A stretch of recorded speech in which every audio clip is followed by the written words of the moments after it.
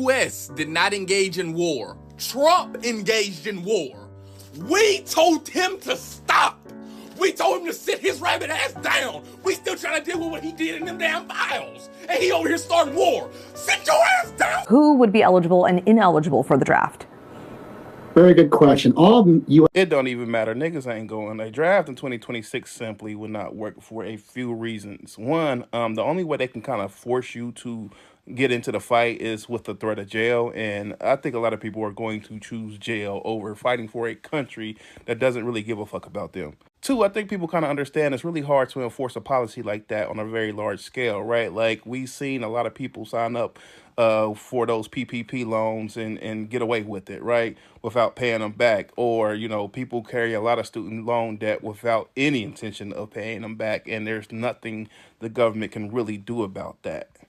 Three, and most importantly, we just got too much recent history to reference. We've seen what happened to people who were forced to fight in the Vietnam War, right? Like, we've seen the impact that it had on their mental health and their quality of life. That's true for people who, for a lot of people who fought in Afghanistan and Iraq as well. Like, people just aren't willing to trade in their mental well-being or their literal lives for this country. They were desperate enough to trust a drunk, disgraced, non-combat arms National Guard major to kick off a war in which the enemy had been preparing for since before he was even born. The reason they've been so adamant about having this war is because they truly thought that it was going to be cut and dry. They thought it would be the same situation where we start some stuff and then everyone else follows and then it just kind of rages for as long as they can make money off of it. And then America claims victory by instilling a Western-friendly leader and we all sing Kumbaya. It's written in Project 2025. But if it's one thing white supremacy is going to do, it's cloud your judgment. They didn't plan out the logistics, nor did they account for the fact that the world hates Donald Trump enough to leave America hanging, nor did they account for the fact that he is too stupid to manipulate. At some point, he will go off script and shit the bed because he is mentally 12 years old. Now we're in a fight that we can't win alone, with a team of idiots leading the charge, and we're blowing through billions of dollars a day so that they can pretend that they're doing a good job. It truly is weakness masquerading as strength. This man would be like the equivalent of the Secretary of Defense for Iran. I can't remember the official title. I got too much shit in my head. But I love that they are calling them the Epstein gang. And when they refer to this war, they call it the Epstein war because call a thing a thing. Because that's what the fuck it, I mean, there's so many more things. It's power, it's distraction, it's control, it's hubris. It's so crazy to me that a lot of leaders in this country feel like that simply because their skin has a deficiency, that automatically makes them morally superior and intellectually superior. And it will 100% be their downfall. Since the end of the election in 2024, Black Americans have had this sense of clarity. We've always had this sense of clarity, but I think it's been even more pronounced since the election about what this country is, what it always has been. I think Black Americans have always had the most accurate depiction of America. And I think indirectly, subconsciously, I think that mainstream America knows that and they can feel it. And I think that's why you've been seeing things like civil rights monuments been taken down, civil rights archives been secretly deleted, the bogus lawsuit against Letitia James, the arrest of Don Lemon. I think they're trying to bait us out. I compare it to, you know, when you get out of a relationship and you get to that point where you finally fully detached from that person. Like, there comes a point where you don't care about them at all. And then I think subconsciously that person can feel that you've completely scrubbed them from your life and your emotion. And then a lot of times that's when you'll hear from them because there's like something in the atmosphere that they feel. I think America can feel that with Black people. And they've been trying to subtly shoot these little hey big head texts our way, trying to poke in pride. We just have this clarity like that. Nah, we know what this place is. If y'all want it to change, y'all got to change it. White people, come get your cousin, bruh. With a low IQ person, you know, because Gavin Newsom has admitted that he has learning disabilities. Honestly, I'm all for people with learning disabilities, but not for my president. I think a president should not have learning disabilities, okay? And I know it's highly controversial to say such a horrible thing. The President of the United States, Gavin Newsom, admitted that he has learning disabilities, dyslexia, everything about him is dumb. But He has dementia. It is not a question anymore. Nobody was questioning it. We all know. This proves he thinks Gavin Newsom is president. A man with dementia made the decision to attack Iran, supposedly. I will admit, if I was Gavin Newsom, I would be milking this.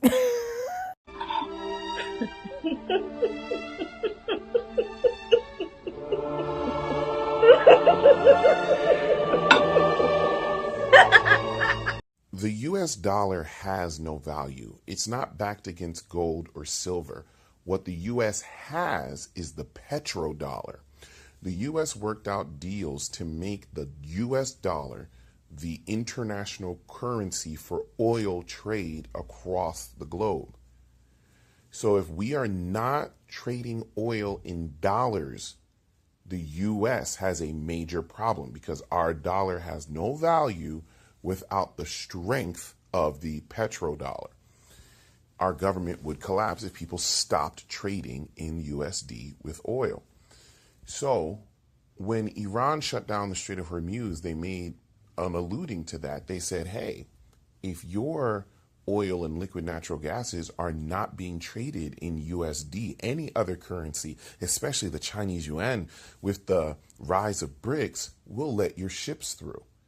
They are actively trying to devalue the United States dollar because they understand that if oil is not being traded in USD, the US dollar is worth nothing because it's not backed against anything.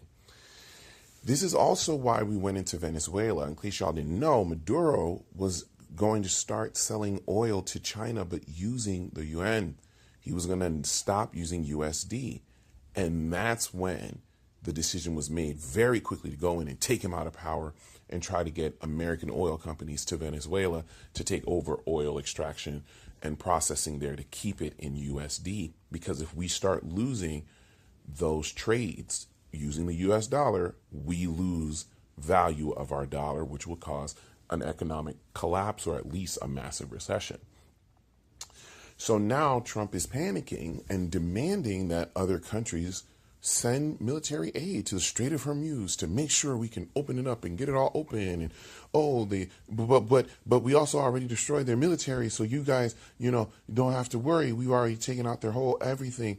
But they might have put mines, so we just need you guys to come and help us out. Why can't y'all handle that? Why do you need other countries to handle that?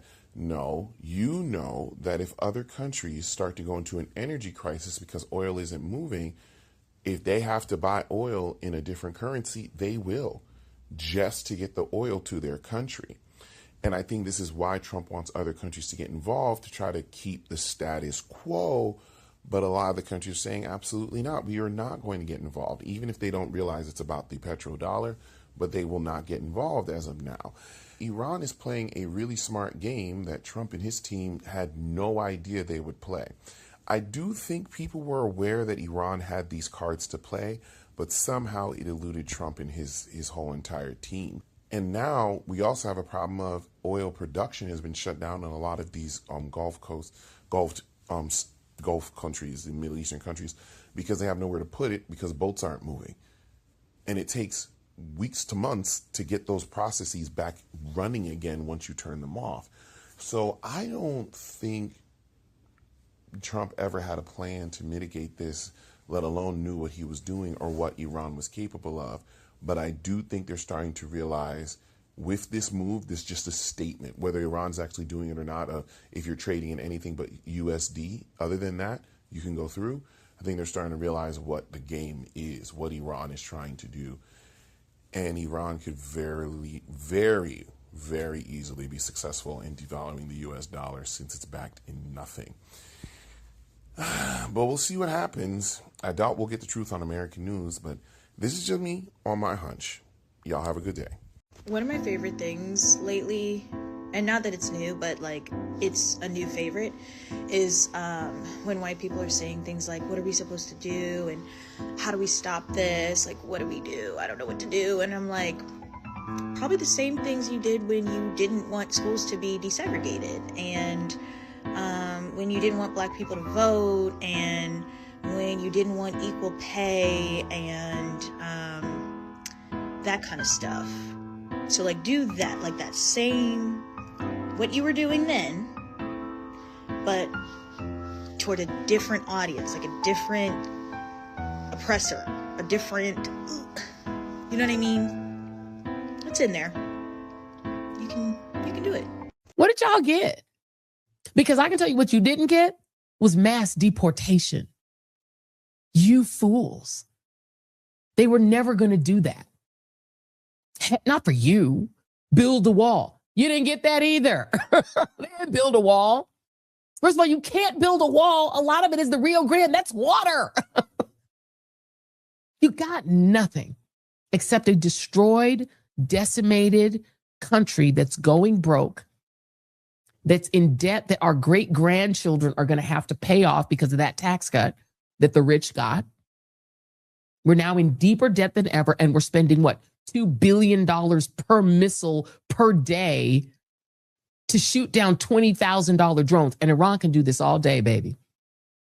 They're just and by the way, there is an emir, one of the big investors out of the Gulf states, who wrote to Trump saying, who gave you the authority to put all of us in danger and to drag us into a war? Who said you could do that to us? Donald Trump is saying that he's speaking with Iranian officials to come to a ceasefire, an end to the war that Donald Trump said was over on day one. And then he said 2 weeks ago the war was over. And then he said last week that the war was over. But any token, the war that's already been won, he's meeting with some Iranian officials to say that the war is officially over. But then Iran is coming out saying, who is you talking to? Because you're not talking to us. We ain't never said we were coming to the table. We never agreed to that. So now they're questioning Trump as to who did he speak to? And he just said, a top official. Iran could be lying, but Trump could be lying. This wouldn't be the first time that Trump said he talked to someone that he didn't. But this is where we're at. So the war that's already won needs to be negotiated for a ceasefire, because the Navy we already destroyed, and the missiles we already destroyed, and the nuclear program we already destroyed are still being destroyed and up and running.